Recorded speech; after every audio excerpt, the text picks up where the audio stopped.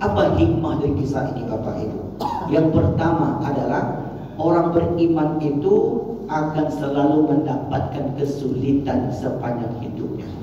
Mereka tak akan pernah aman dalam beriman.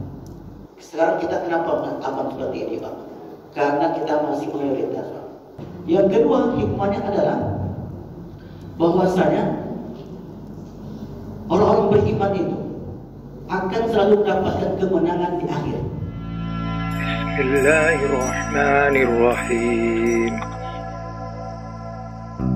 Pada subuh ini kita masih membicarakan tentang kisah-kisah yang terdapat di dalam Al-Quran. Sebagaimana kisah yang kita sebutkan sebelum ini, bahwasanya Al-Quran sepertiganya berisi tentang kisah dan sepertiganya lagi tentang tauhid, sepertiganya lagi tentang hukum-hukum ibadah. Dari sepertiga Al-Quran ini, kisah itu dibagi kepada dua. Ada kisah yang Allah ceritakan secara langsung, kisah para nabi, dan ini dibahas oleh Ustaz kita Ustaz Halim, kisah-kisah nabi dalam Al-Quran. Dan ada pula kisah-kisah yang tidak Allah ceritakan secara langsung, dan jumlahnya begitu banyak. Maka pada pagi ini kita akan menceritakan sebuah kisah yang terjadi di zaman Bani Israel, lebih kurang 5 atau 6 abad sebelum Nabi Isa diangkat menjadi Rasul. Kisah itu dikenal dengan nama pembuat parit api. Pernah Bapak Ibu dengar? Parit api. Kisah ini mirip sekali dengan apa yang dialami oleh saudara kita di Gaza hari ini. Jadi raja itu membuat parit api di sekeliling tempat tinggal mereka dan tidak bisa keluar. Pilihannya ada dua, masuk ke parit api itu atau murtad. Pilihan yang tak ada yang mengenakan. Tak mungkin orang beriman itu murtad atau dipaksa untuk masuk dalam parit api dalam keadaan hidup-hidup. Kisah ini disebut dalam Al-Quran Ashabul Ukhdud. Nah, Ashabul Ukhdud artinya orang-orang yang membuat parit api. Kisah itu terdapat di dalam Al-Quran surat yang ke-85, mulai dari ayat yang pertama sampai ayat yang ke-10. Bapak Ibu yang dimuliakan Allah Subhanahu wa taala. Asbab turunnya surat Al-Buruj ini, nanti kita bacakan ayatnya. Asbab turunnya surat Al-Buruj ini adalah untuk menghibur kaum muslimin kota Mekah. Mengapa? Karena mereka setiap hari mendapatkan penyiksaan yang keras dan dahsyat dari petinggi-petinggi kafir Quraisy Mekah yang tidak beriman. Abu Jahal, Abu Lahab, Abu Sufyan, Umayyah bin Khalaf, dan masih banyak yang lainnya. Yang mereka siksa itu siapa? Sebagian besarnya dari kalangan budak, seperti Bilal bin Rabah, Yasir, Ammar bin Yasir, kemudian ayahnya Yasir, kemudian ibunya Sumayyah, dan masih banyak yang lainnya. Maka melihat penderitaan yang begitu dahsyat, ada di antara mereka itu yang ingin kembali murtad.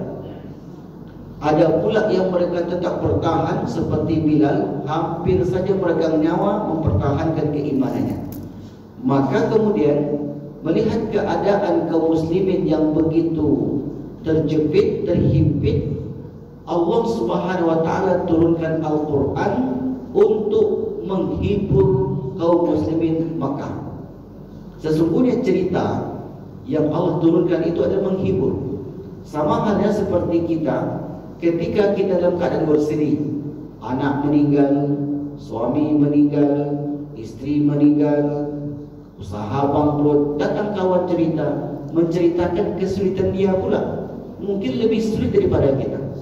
Saya contohnya Bapak Ibu, 2015 yang lalu 2021 yang lalu, tanggal 15 di hari Jumat, ayah saya meninggal. Meninggalnya dalam keadaan tertidur. Kemudian saya pun bersedih. Datang kawan saya dulu sama-sama sekolah. Dia malah meninggal orang tuanya di usia 7 atau 8 tahun. Lalu kemudian dia berkata kepada saya, Ustaz, tak perlu bersedih kali. Ustaz sudah besar, sudah selesai pula S2, baru meninggal orang tuanya. Saya kecil lagi sudah meninggal orang tua saya. Akhirnya tak jadi saya menangis, Pak. Karena mendengar penderitaan orang yang lebih dahsyat, kita akhirnya simpati juga dengan keadaan orang itu. Maka itulah hakikat cerita. Bukan malah sebaliknya, ketika kawan itu menangis, kita pun menangis. Dalam adab bertakziah, ketika ada orang menangis, kita tak boleh menangis. Biasanya itu ibu-ibu itu sedih kali dia itu, menangis pula kawan. Akhirnya ibu tadi yang air matanya mungkin segan untuk jatuh, karena dia menangis, akhirnya semakin banyak air mata itu berjatuhan. Bukan malahan menyenangkan hati dia, menghibur, malah membuat dia sedih. Macam-macam yang disebut. Nah, itu hakikat daripada sebuah cerita. Makanya Allah katakan di Al-Quran, nahnu naqussu alaika min amba'ir rusul ma nuthabbitu bihi fu'adaka. Sesungguhnya kami ceritakan kisah-kisah para rasul dahulu atau umat-umat terdahulu untuk mengokohkan hatimu, wahai Muhammad dan kaum muslimin kota Makkah. Inilah sebab turunnya surat Al-Buruj. Bapak Ibu yang dimuliakan Allah Subhanahu wa taala. Lalu kemudian di akhir surat Al-Buruj itu Allah ceritakan dua kaum yang begitu kuat, yaitu kaum Ad dan kaum Tsamud, kaum Fir'aun dan kaum Tsamud, di mana Allah Subhanahu wa taala menghancurkan dua kaum yang besar itu karena kesombongan mereka.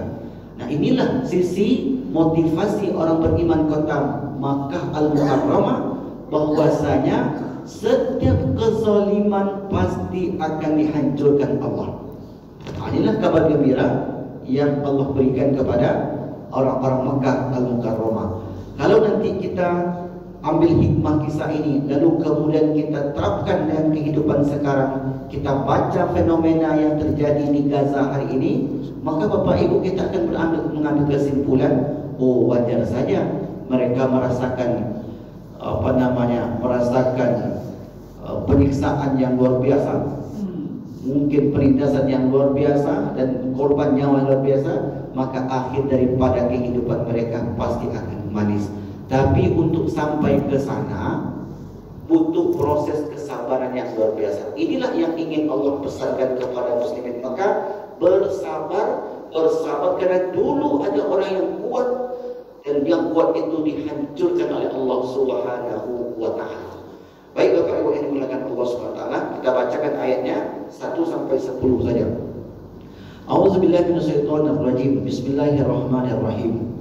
Was-samaa'i dzatil buruj wal yawmil maw'ud wa syahidin wa mashhud qutila ashabul ukhdud an-nari dzatil waqud idhum 'alaiha qu'ud wa hum 'ala ma yaf'aluna bil mu'minina syuhud wa ma naqamu minhum illa ayyuminu billahil azizil hamid alladzina fatanul mu'minin alladzi lahu mulkus samawati wal ard wallahu ala kulli syai'in syahid. Sadaqallahul azim. Artinya, demi langit yang mempunyai gugusan bintang.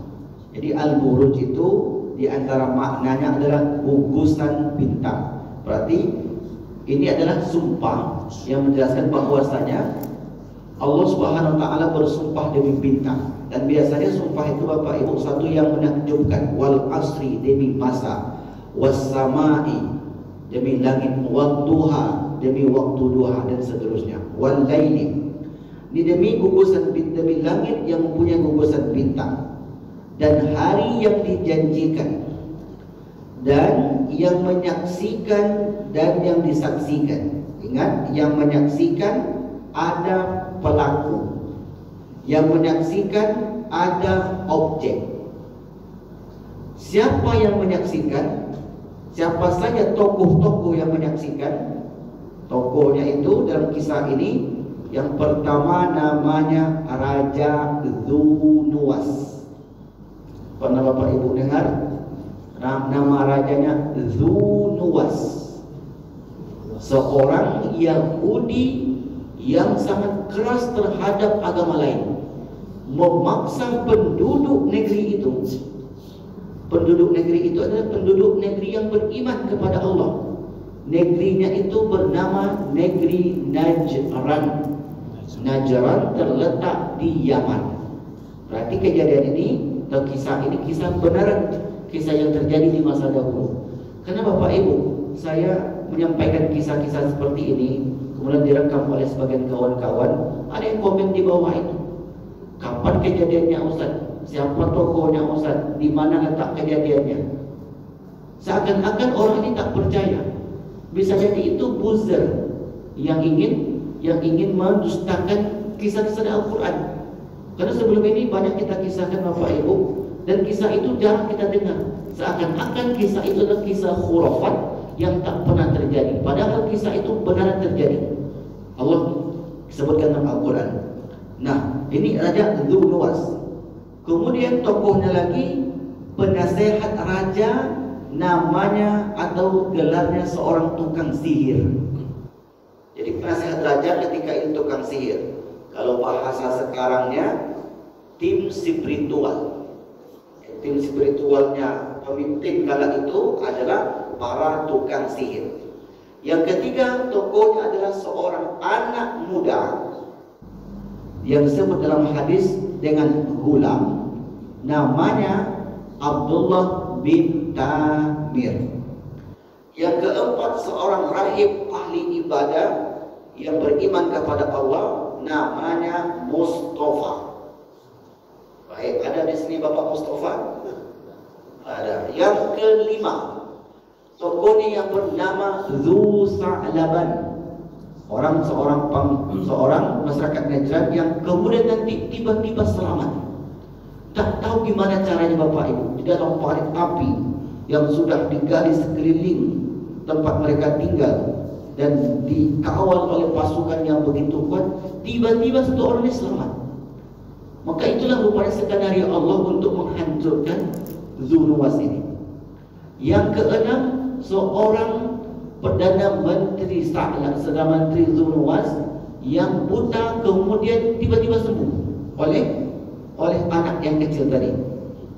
Nah, yang terakhir seorang panglima perang yang bernama Arya, orangnya Abraha. Abraha kita kenal bahwasanya Abraha itu yang ingin menghancurkan Ka'bah. Inilah 7 tokoh yang disebutkan dalam Al-Quran itu. Nah, yang menyaksikan adalah orang-orang kerajaan. Adapun yang disaksikan adalah orang-orang beriman yang akan mereka siksa satu persatu.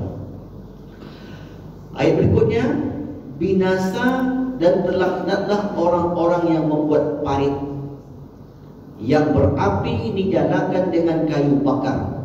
Jadi paritnya itu sedalam 10 meter, luasnya lebih kurang 5 meter. Digambarkan Bapak Ibu, api parit itu setinggi dengan gedung-gedung istana. Saking besarnya api yang mereka persiapkan. Yang berapi dinyalakan dengan kayu bakar ketika mereka duduk di sekitarnya. Jadi para raja dan penasehatnya ini duduk di sekitar kerajaan, menengok orang-orang beriman itu dipaksa masuk satu persatu ke dalam kancah yang besar itu. Sedang mereka menyaksikan apa yang mereka perbuat terhadap orang-orang beriman. Dan mereka tidak menyiksa orang-orang beriman itu, melainkan karena orang-orang mukmin itu beriman kepada Allah yang maha perkasa lagi maha terpuji. Menurut para ulama, sepanjang masa orang beriman itu disiksa bukan karena mereka memberontak, bukan mereka karena menyusahkan ekonomi orang, tidak.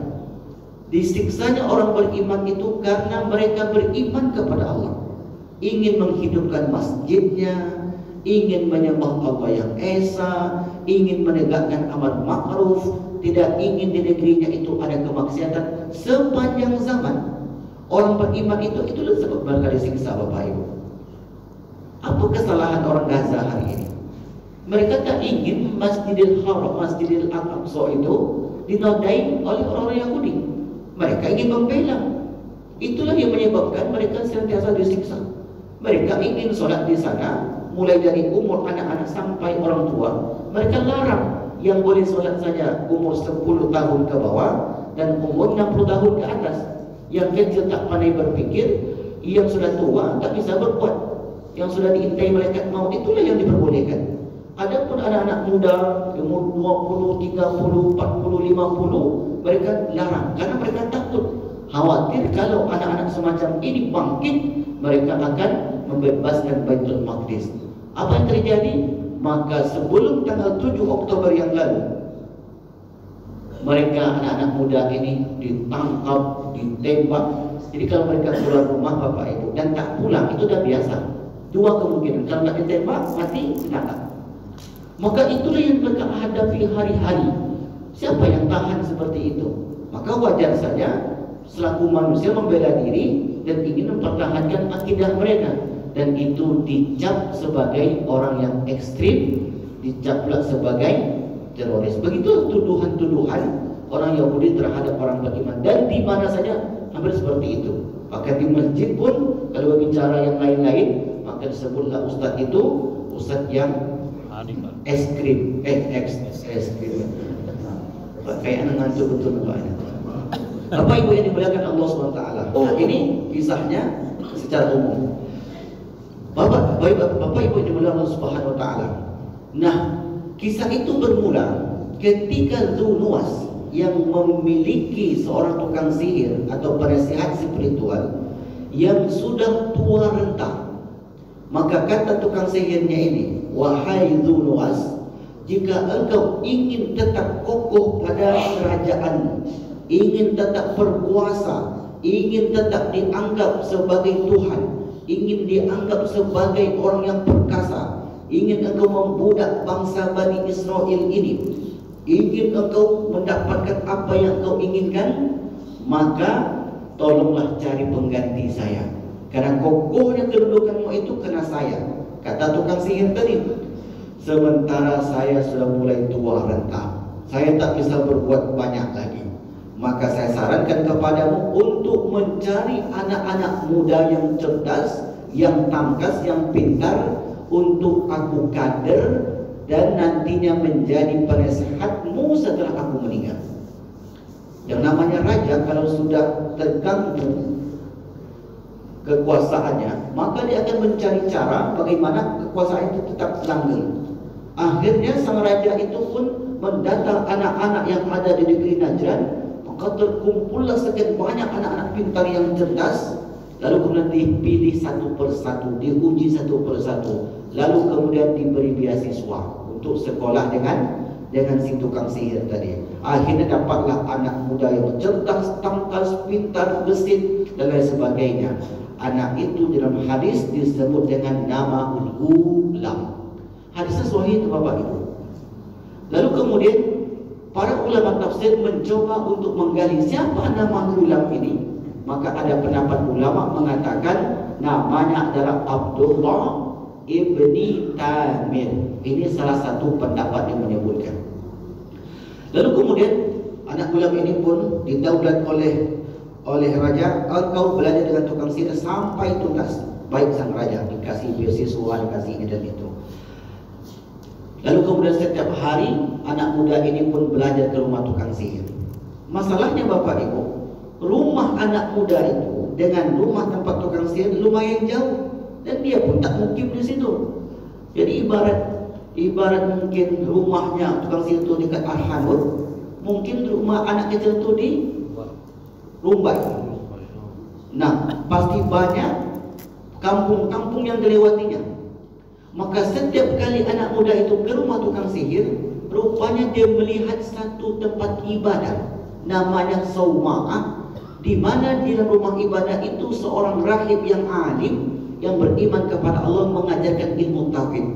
Setiap kali anak ini lewat di situ, maka dia terdengarlah ada pengajian. Setiap kali lewat dengar pengajian. Sekali lewat tak singgah, 2 kali lewat tak singgah, 3 kali. Rupanya lama kelamaan dia pun mencoba diri untuk singgah. Itu sebenarnya manfaat pengajian itu Bapak Ibu. Sehari buat pengajian 2 orang yang datang, 3 hari 3 orang, 4 kali 4 orang. Karena kelamaan kita berpengajian, lama-lama orang akhirnya datang. Sebenarnya begitu untuk pengajian, tak mungkin tiba-tiba langsung banyak, langsung ramai. Nah, ini yang terjadi kepada anak muda ini. Akhirnya dia pun mencoba untuk singgah dan mendengarkan kajian sang rahib tadi. Tertarik dia, karena yang diajarkannya perkara tauhid.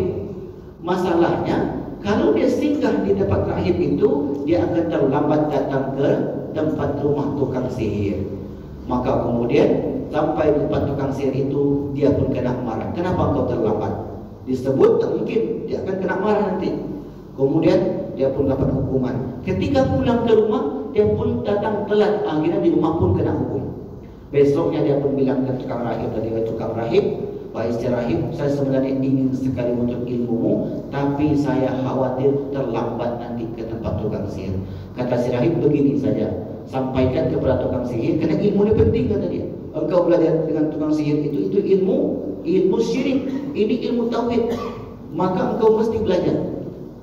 Buat alasan begini, untuk membentengi diri kata dia. Apa alasannya? Sampaikan saja, yang membuat saya terlambat, keluargaku menahanku. Kalau nanti keluargamu tanya kenapa engkau terlambat, sebut saja tukang sihir menahanmu untuk lebih lama dulu. Dicoba oleh anak ini. Setiap kali berangkat dari rumah, singgah tempat rahib, kemudian terlambat datang, sampaikanlah saya terlambat karena keluargaku menahanku. Dan begitu seterusnya Bapak Ibu. Pulang ke rumah, dia pun katakan saya terlambat karena ditahan oleh tukang sihir. Ternyata ini berhasil, sehingga sang anak bisa belajar dengan tenang dengan si rahib tadi. Berjalanlah waktu berminggu-minggu, berbulan-bulan, sampailah ilmu si rahib itu habis dituntut oleh sang anak, dan ilmu si tukang sihir pun habis dituntut. Kata si rahib, semua ilmu sudah aku ajarkan. Dan juga dia mengajarkan kepandaian dalam mengobati manusia. Bisa mengobati orang buta, bisa mengobati penyakit lepra, kusta dan seterusnya. Kata tukang sihir pun demikian, semua ilmu ini sudah aku transfer kepada wahai anak muda, maka silakan engkau menjadi penasehat raja setelah ini. Lalu kemudian Bapak Ibu, sang anak muda itu pun ternyata galau. Kenapa dia galau? Karena dalam dadanya tersimpan 2 ilmu yang bertentangan. Satu ilmu syirik, satu ilmu tauhid. Karena 2 ilmu ini ibarat air dan minyak. Satu menyembah Allah, satu menyembah selain Allah. Sampailah suatu ketika anak muda ini masuk ke sebuah kampung. Di kampung itu di waktu tertentu ada binatang buas yang memangsa orang kampung. Maka ketika anak muda itu berhadapan dengan hewan buas ini, di sini dia uji ilmunya. Kira-kira ilmu yang paten itu, yang sakti itu, ilmu tukang sihir atau ilmu tauhid ini, ilmu si rahib. In kana amru rahibi afdalu wa ahabbu faqtul hadhihi dabah biiznillah. Kata dia, seandainya ilmu untuk si rahib itu lebih sakti dibanding ilmunya tukang sihir, maka ya Allah, bunuhlah hewan melata itu, hewan buas ini dengan melempar sekali lemparan. Kemudian dia pun mengambil batu dan melemparkannya. Bismillahirrahmanirrahim. Dilemparkanlah, rupanya mati itu hewan Bapak Ibu. Di sini anak muda tadi yakin bahwasanya ilmu tauhid itu jauh lebih paten daripada ilmu sihir. Makanya kalau ada orang yang mencari perlindungan dengan ilmu sihir, buang saja Pak. Tak ada gunanya Pak. Melindungi diri, membentengi diri. Kamu mau kemana, mau merantau, tuntutlah ilmu dulu kata dia. Bagaimana caranya? Pergi bakalah ke gunung-gunung selama seminggu, tidak usah makan, tidak usah minum. Kemudian nanti duduk situ, maka kamu nanti akan kuat. Maka menyatulah ilmu alam dengan. Dicoba sama orang ini Pak. Rupanya jenazah balik. Karena seminggu nggak makan tentu mati dia, ada yang ngantar. Nggak bisa seperti itu. Karena ilmu sihir itu tidak lebih hebat. Sihir itu dari mana mereka belajar? Dari jin. Jin itu dulu dari mana mereka belajar? Jin itu ketika Nabi Sulaiman alaihi salam, para tukang sihir ini, para jin ini ingin belajar sihir, maka diserap oleh Sulaiman dan disimpan di bawah tempat duduknya. Ilmu sihir itu berkembang setelah itu, setelah mereka curi itu buku di bawah kerajaan Nabi Sulaiman alaihi salam. Barulah ilmu sihir itu belajar. Dan kata setan itu, sihir itu diajarkan oleh Nabi Sulaiman, padahal tidak ada Sulaiman mengajarkan ilmu sihir. Akhirnya Bapak Ibu, anak muda tadi pun mulai populer, mulai terkenal, sampailah dia banyak mengobati orang. Karena selain tauhidnya bagus, dia juga diberi bekal pandai mengobati berbagai penyakit. Informasi atau berita itu tersebarlah sampai ke salah seorang Perdana Menterinya Zunuwas, seorang yang buta yang kita sebutkan tadi. Kata Perdana Menteri ini, saya dapat kabar ada seorang yang bisa menyembuhkan penyakit buta. Coba panggil anak muda itu. Dipanggillah anak muda itu sampai ke kantornya. Lalu kemudian kata Perdana Menteri ini, wahai anak muda, saya dapat kabar engkau bisa menyembuhkan berbagai penyakit termasuk penyakit buta. Kata anak muda ini, tidak wahai Tuan, tak ada satupun yang bisa menyembuhkan penyakit kecuali Allah. In amanta billah, jika engkau beriman dengan Allah, maka insya Allah penyakitmu akan sembuh. Yang namanya orang terjepit Bapak Ibu ingin sembuh, apapun akan dilakukan. Apa syaratnya? Cukup saja beriman kepada Allah, maka aku akan berdoa, insya Allah butamu akan sembuh. Lalu kemudian dengan mudah Perdana Menteri tadi katakan, saya beriman dengan Tuhanmu, yang penting saya sembuh. Akhirnya setelah dia beriman, anak muda ini pun berdoa, Allah kabulkan doanya sehingga dia bisa melihat setelah itu. Tentu senang Perdana Menteri ini. Sampailah suatu ketika Raja Zunuwas memanggil seluruh Perdana Menterinya untuk rapat di istana. Yang salah satu yang hadir adalah si buta tadi. Ketika si buta ini hadir, rupanya kata Zunuwas, dia menengok, sebelumnya engkau buta, kenapa sekarang kau bisa melihat? Sontak, spontan Perdana Menteri itu menjawab, saya disembuhkan oleh Allah, katanya. Ketika disebut nama Allah, mengamuk Zunuwas di Bapak Ibu. Karena selama ini yang dianggap Tuhan itu dia. Apapun kebutuhannya, dialah yang memenuhi. Tiba-tiba ada salah seorang Perdana Menterinya mengatakan yang menyembuhkan itu adalah Allah Subhanahu wa Ta'ala. Apa hikmahnya kata para ulama? Ketika seorang iman itu sudah kuat, selalu mengkaitkan segala sesuatunya dengan Allah. Kenapa Bapak sehat? Allah yang beri kesehatan. Kenapa Bapak bagus karirnya? Allah yang membelanjakan ini. Baru setelah itu disebutnya usaha sebegini, begini. Selalu mengedepankan Allah terlebih dahulu. Karena memang Allah lah yang memberikan segala sesuatunya, kesehatan, umur yang panjang, rezeki yang melimpah. Maka semestinya jawaban kita ketika ditanya orang, Alhamdulillah. Itulah jawaban kita Bapak Ibu. Alhamdulillah, segala puji bagi Allah. Termasuk sedang ini. Ketika ditanya kenapa dia sembuh, dia katakan Alhamdulillah, Allah lah yang menyembuhkan. Maka marah naik pitamnya Zunuwas. Tak ada Tuhan kecuali saya. Ngaku kau, siapa yang mengobati kau ini? Terpaksa dia ngaku.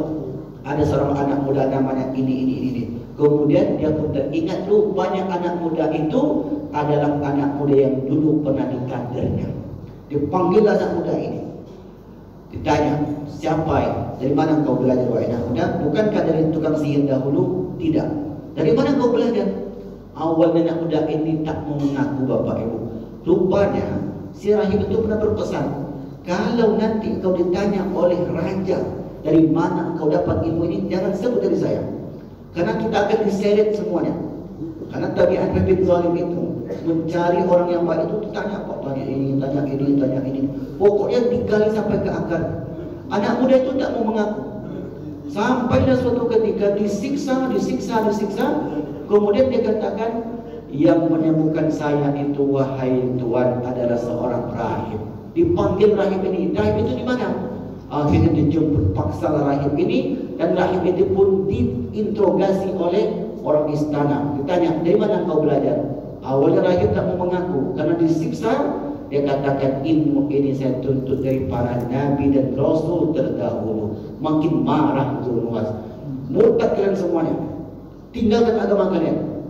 Tak mungkin orang beriman itu Bapak Ibu, takkan mungkin dia tinggalkan agamanya. Kalau iman sudah masuk, ada sebuah penelitian Pak di barat itu Pak. Penelitiannya, dia sedang berpuasa. Bapak mau tidak membatalkan puasanya? Saya kasih iPhone terbaru. iPhone itu harganya sampai 30 juta. Batalkan saja, besok kan bisa diganti. Rupanya ini diuji saja, uji publik. Datanglah seorang, saya mau kata dia. Pura-pura dia buka botol minum dan pura-pura minum. Kemudian orang beriman itu dibuang botol minum tadi. Kau tak boleh membatalkan puasamu demi mendapatkan keuntungan dunia ini. Akhirnya mereka ini pura-pura bertengkar Bapak Ibu. Setelah ditanya, saya menanya kami itu menguji keimananmu, apakah kamu itu betul-betul berpegang teguh dengan keinginan atau tidak. Begitulah orang beriman, dia tak akan tinggalkan keyakinannya untuk mendapatkan kepentingan dunia. Tapi hari ini kita tengok, karena ingin menikah dengan laki-laki yang kaya, akhirnya dia pun tinggalkan agamanya. Karena dia ingin menikahi perempuan yang cantik, kedudukan yang tinggi, akhirnya dia tinggalkan agamanya. Agar bisa masuk TV setiap hari, maka dia tinggalkan agamanya. Sehingga dia mengatakan semua agama itu sama. Itu namanya sekularisme, pluralisme. Agama itu kata mereka seperti baju pakaian. Kalau kau suka pakai baju putih, pakai baju putih. Kalau suka pakai baju hitam, pakai baju hitam. Suka pakai baju merah, baju merah. Begitulah agama kata dia. Sehingga kita pun menyaksikan dalam kehidupan sehari-hari, mereka dengan mudah menukar agama. Hari ini agamanya Islam, besok dan lain pula agamanya, besok dan pula agamanya. Di mana dia duduk, itu terjadi orang yang imannya lemah. Tapi berbeda dengan si rahib tadi. Rahib itu tak mau meninggalkan agamanya Bapak Ibu. Akhirnya disiksa rahib ini dan digergaji menjadi dua, dibelah, mati si rahib untuk memberi pelajaran kepada tukang sihir dan anak muda tadi. Kemudian kepada si Perdana Menteri dan anak muda tadi. Perdana Menteri itu pun dipaksa untuk murtad. Rupanya dia pun tak murtad. Akhirnya Perdana Menteri ini pun disiksa dan dibunuh. Anak muda tadi Bapak Ibu ingin diberi pelajaran yang lebih dahsyat. Anak muda ini kita tidak dulu dengan cara seperti ini. Panggil pasukan, kawal dia, bawa ke bukit tertinggi, gunung tertinggi, kemudian nanti dilemparkan dari sana biar mati. Jenazahnya dimakan bangkai, dimakan hewan buas. Akhirnya anak muda ini pun dibawa ke gunung yang tinggi. Sampai di sana anak muda ini membaca satu doa. Doa ini perlu Bapak Ibu hafal. Karena doa ini ketika terjepit, doa inilah pemungkasnya Bapak Ibu. Misalnya begini, kita dibegal orang, atau kita sendiri, orang itu bertiga. Tak ada kekuatan, tak ada daya dan upaya kecuali hanya kepada Allah. Maka apa doa yang kita panjatkan? Seperti anak muda ini. Doa yang dipanjatkan oleh anak muda ini, Allahumma ikfinihim bima syi'ta. Pernah dengar doanya Pak? Allahumma, ya Allah, ikfinihim, selamatkan aku, bima syi'ta, sesuai kehendakmu. Tak tahu seperti apa caranya. Karena kalau kita tengok, anak muda ini takkan mungkin selamat. Pasukan yang begitu banyak tinggal dilempar saja itu ke bawah. Tiba-tiba ketika anak muda ini membaca doa tadi, tiba-tiba gunung itu bergoncang, semua mati kecuali dia. Doa itu Pak. Pernah dulu kejadian Bapak Ibu, ada satu gedung terbakar, yang lain sudah pada keluar, tinggallah satu anak kecil. Menurut akal manusia, anak kecil ini tidak selamat Pak. Bagaimana dia bisa selamat? Lari tak bisa, takut. Tapi tiba-tiba dia pun keluar dari gedung itu dengan selamat. Pas ditanya, apa tuh? Apa mantra-mantra yang kamu miliki? Apa jimat yang kamu miliki? Kata anak, di mana ada jimat? Saya berdoa, ya Allah, selamatkan saya sesuai kehendak, sesuai kemampuan. Allahumma ikfinihim bima syi'ta. Allahumma ikfinihim bima syi'ta. Baik, nanti saya kirim doa ini ke Pak Zul atau ke Pak Ketua nanti. InsyaAllah. Silakan Bapak Ibu silakan. Ya. Allahumma ikfinihim bima syi'ta. Akhirnya anak muda ini pun kembali ke kampung itu dengan selamat. Hairanlah Zunuwas. Akhirnya ditangkap lagi, dibawa ke tengah laut, tenggelamkan dia. Tiba-tiba anak muda ini pun berdoa lagi, Allahumma kfinihim bima syi'ta. Ya Allah, selamatkanlah aku dari mereka sesuai rencanamu. Tiba-tiba datang gelombang yang besar menghantam kapal mereka. Semuanya mati kecuali anak itu. Luar biasa tuh Bapak Ibu. Ada dulu orang naik kapal, anak yang sudah meninggal, Pak. Selamatlah satu orang. Berhari-hari terapung-apung dengan toba itu. Berhari-hari diapung. Ditanya, kenapa selamat? Ya, sebelum itu saya ambil botol aqua, kata dia. Kemudian saya kosongkan. Rupanya rahasianya begitu. Setiap dari kapal, saya ambil botol aqua 2-3 biji yang besar, saya kosongkan. Kemudian paslah hari itu kapal tenggelam. Maka itulah yang menjadi penyelamatnya. Tapi doanya, ya Allah, selamatkanlah saya sesuai rencanamu. Selamatkanlah saya sesuai kehendakmu. Kalau tak salah 3 hari tak berhari terapung-apung di tengah danau itu, kemudian diselamat lagi. Ada beritanya Pak Ketua? Tidak ada beritanya. Itu orang masih hidup tuh Bapak Ibu. Sama juga dulu ada seorang anak yang terapung-apung di Laut Aceh, yang kemudian diselamatkan oleh seorang pemain bola. Itu berhari-hari itu Pak. Selamat dia. Siapa namanya? Martunis. Martunis namanya. Anak angkat Ronaldo. Ikuti perkembangan apa? Update berita. Itu Bapak Ibu luar biasa. Secara akal manusia tak mungkin selamat. Tapi kehendak Allah tadi tak ada yang tak mungkin bagi kehidupan kita ini. Akhirnya anak tadi pun pulang lagi ke rumah, ke negerinya, dan di situ dia bertemu lagi dengan raja. Kata dia, wahai raja, nampaknya kau ingin betul membunuh saya. Gini saja, ada caranya. Dan kemanapun saya pergi, kau pasti akan kejar saya. Ada cara yang membunuh saya. Apa caranya? Besok engkau kumpulkan seluruh masyarakat Najran di satu tempat. Lalu kemudian engkau panah aku di bagian pelipis mataku dengan anak panah yang sudah aku siapkan. Ketika engkau melesatkan panah itu, bacalah satu doa. Bu Raja ini senanglah Bapak Ibu, karena keinginan dia bagaimana orang lenyap. Kalau lenyap nanti cahaya Islam itu padam di sana. Baik, dikumpulkanlah, dibuatlah surat undangan. Semua masyarakat Najran wajib menyaksikan bahwa anak ini begini-begini, kita akan lenyapkan dari muka bumi ini. Setelah itu anak ini pun digantung dan diberikanlah anak panahnya. Setelah itu diajarkan doa. Doanya, wahai raja, Bismillahi wa Rabbil Ghulam. Hadisnya begitu menyebutkan. Bismillahi, dengan menyebut nama Allah, Tuhan anak ini. Itu maknanya. Rabbil Ghulam. Ghulam itu artinya anak. Tuhan anak ini, yaitu maksudnya Allah. Itu saja doanya, ya. Tapi kau baca dengan keras supaya seluruh masyarakat Najran itu dengar. Ya, tentu raja tadi penting orang ini mati. Kalau mati nanti maka tak ada lagi yang mendakwahi, tak ada lagi orang yang menyembah Allah. Lalu kemudian tiba-tiba sang raja mengambil anak panah itu dan dia pun mulai melesatkan Bismillahi, kata dia, dengan menyebut nama Allah surah yang keras, Birabbil Ghulam, dengan Tuhan anak ini. Dilesatkanlah panahnya, kena pelipis mata Bapak Ibu, kemudian meninggal. Senang sang raja, puas hati dia, dan mati satu musuh buyut saya. Tak ada lagi nanti yang menyampaikan ajaran Islam di sini. Rupanya tanpa disadari oleh sang raja tadi, seluruh masyarakat Najran itu beriman seketika itu juga Bapak Ibu.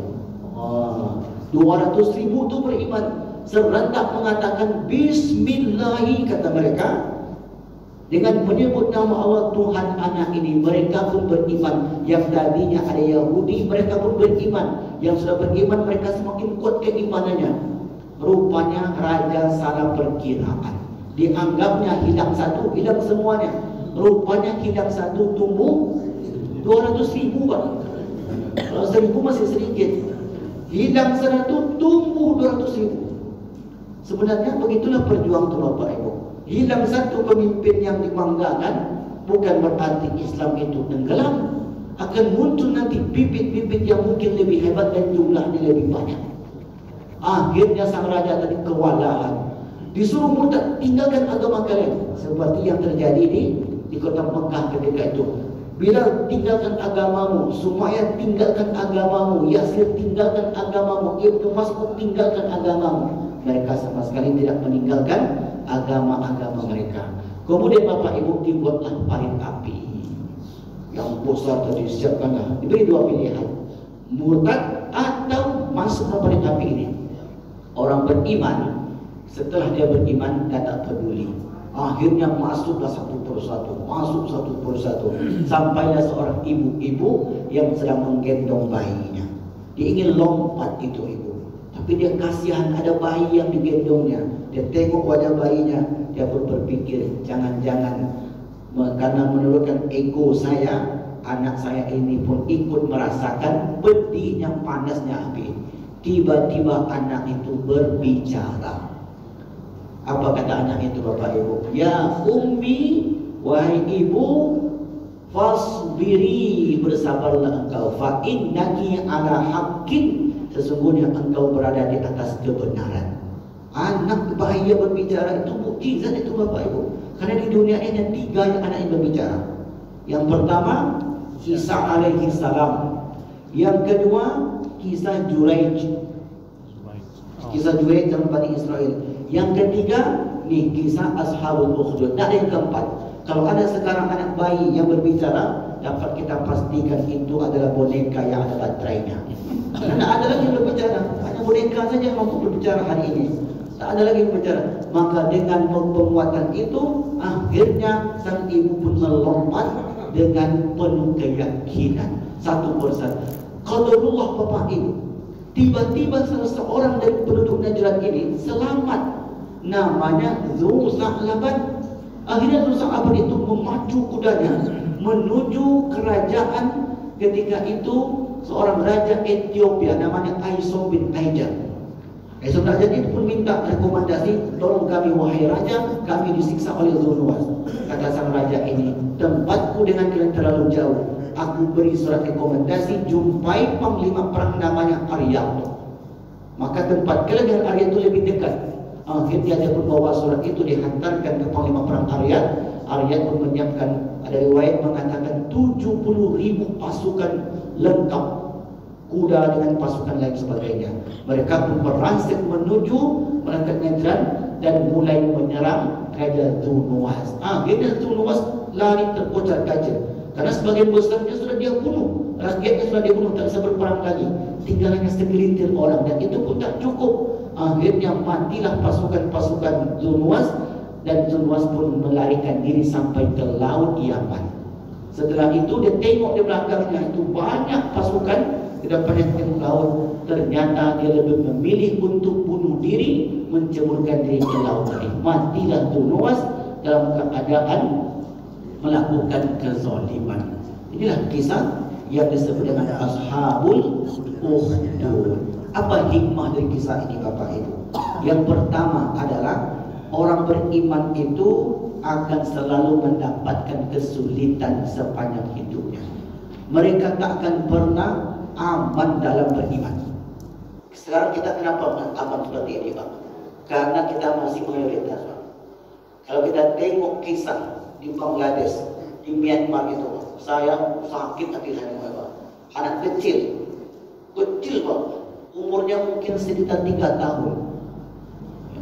Adalah seseorang situ yang stres kita menyebutnya, pakai apa namanya, sentrum tangan tuh, apa istilahnya tuh, tahu nggak sentrum tangan kan? Jadi anak ini hidup sentrum tangan tuh, anak kecil kan nggak tahu Pak, dipegangnya tuh tentu dia menjerit kesakitan. tertawa orang ini, Pak. Setiap kali bangun tertawa, ditempelkan ke telinganya, menggigil anak, tempelkan ke tangan, la ilaha illallah. Apa salah mereka, Pak Ibu? Tidak ada salah mereka. Orang tuanya ratusan dibunuh orang beriman di sini. Apa salah mereka? Karena mereka mensiarkan Islam. Itu cuma. Tidak ada mereka memberontak. Bagaimana memberontak orang minoritas? Gimana memberontak? Siapa dilawan yang takkan sanggup? Tapi mengapa mereka begitu?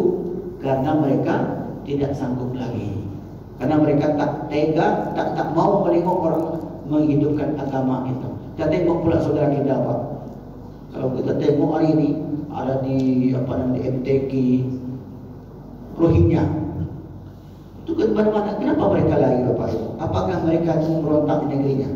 Tidak. Mereka juga diberi ruang untuk hidup di sana. Mereka diusir dan seterusnya. Negeri kita ini masih aman, Bapak Ibu, karena pesantren masih banyak. Kemudian tokoh-tokoh agamanya masih peduli, masjid masih banyak, pengajian masih banyak, sehingga kita menjadi mayoritas. Kalau sudah minoritas, Pak, di mana-mana. Tengok saudara kita di Cina tuh, Uighur. Saya jumpa langsung, Pak, ketika saya ke Turki, jumpa dengan beberapa orang Uighur itu yang mereka lari dari negerinya. Kami tanyakan, karena dia pandai berbahasa Arab, gimana dengan ayahmu? Terakhir dapat kabar sebulan yang lalu. Tapi belum dihitung kami, mereka takkan selamat lagi. Mereka dapat. Ibu sama. Kami ini hanya tinggal beberapa orang saja. Ini adik saya, inilah. Yang lain itu hilang kabarnya. Kenapa mereka lari dari kampung halamannya? Karena mereka beriman kepada Allah dan mereka dipaksa untuk meninggalkan keimanan. Artinya orang beriman itu akan mendapatkan kesulitan sampai nanti kiamat. Puncaknya adalah ketika perang Armageddon antara orang Islam dan orang Yahudi. Itu puncak itu, Bapak Ibu. Apakah pernah berhenti perang dengan Yahudi? Itu tidak. Selama mereka hidup akan habis. Karena misi Yahudi itu menguasai dunia dan memaksa seluruh orang di dunia ini ikut dengan dia. Nah, orang-orang saudara kita yang berada di Gaza hari ini, mereka enggan untuk tunduk dengan keadaan yang seperti itu. Bagaimanapun caranya, mereka akan membela. Meskipun mungkin sampai hari ini yang menjadi korban itu sudah hampir 35.000, Bapak. Rumah itu rata semua. Tapi mereka yang namanya orang beriman akan pertahankan imannya sampai tetesan darah terakhir. Itu yang pertama. Yang kedua, hikmahnya adalah bahwasanya orang-orang beriman itu akan selalu mendapatkan kemenangan di akhir. Proses untuk akhir itulah keadaan yang menyulitkan. Nah, setelah mendapatkan kesulitan, lalu kemudian Allah akan beri kemenangan sesudah itu. Untuk sampai kepada puncak kemenangan butuh kesabaran. Akan selalu ada cara untuk mendapatkan kemenangan. Hari ini kalau kita tengok saudara kita di Gaza, rasanya secara akal manusia tak mungkin menang, Pak. Karena di belakang itu banyak sekali pasukan-pasukan untuk negara-negara kuat. Sementara mereka itu hanya pasukan kecil yang mungkin tak bisa mereka melawan. Tapi apakah mereka nanti akan diberi kemenangan oleh Allah? Berdasarkan firman Allah, "Idza ja'a nasrullahi wal fath wa ra'aitan nasa yadkhuluna fi dinillahi afwaja." Atau surah Al-Fatah, "Inna fatahna laka fatham mubina." Allah akan beri kemenangan kepada orang beriman dengan kemenangan yang dahsyat. Kalau kita kaitkan pula sejarah perang Khandaq. Khandaq itu kan artinya parit. Banyak itu pasukan sekutu-sekutu yang melawan kaum muslimin di kota Madinah. Tapi atas izin Allah semuanya itu mendapat kemenangan pada waktunya. Tapi butuh kesabaran untuk sampai di sana. Wallahu a'lam bishawab. Mungkin banyak hikmah yang dapat kita ambil dari pelajaran ini, dari kisah ini. Maka hikmah itu bisa kita cerna, bisa kita cari sendiri, kita aplikasikan dalam kehidupan sehari-hari kita. Wallahu a'lam bishawab.